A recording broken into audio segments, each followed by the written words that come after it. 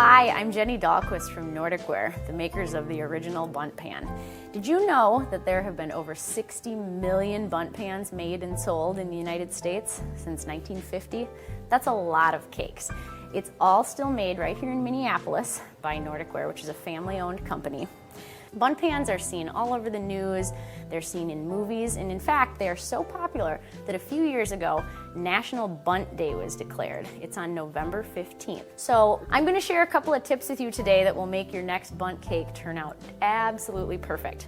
One of the things that we always stress is making sure that when you're greasing and flouring your pan, you're getting down in every little nook and cranny. So whether I'm using a vegetable spray with flour in it or just traditional greasing and buttering method, I like to take a pastry brush and make sure I'm getting down in all the little cracks and crevices and kind of spreading out the shortening. Another tip that we like to recommend is taking the pan once you have the batter in it and wrapping it on the counter a couple times. You might want to put down a cloth so you don't damage your countertops. But by hitting the pan on the counter with some batter in it, you're going to work all of the air bubbles that are in the batter up to the surface, and that's going to result in a nicer cake with more fine detail and not any little dots on the outside of it. Once you put your pan in the oven, it's very important not to open the oven and peek at the cake while it's baking.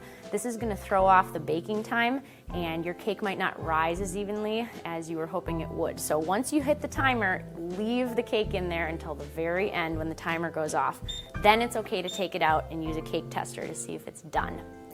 Now once you pull the cake out of the oven, you want to let it cool for 10 minutes, and 10 minutes is kind of a magic number for you.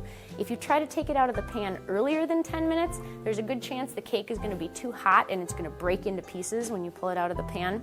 And if you let it rest for longer than 10 minutes, the sugar in the batter starts to solidify and it starts to stick to the edges of the pan.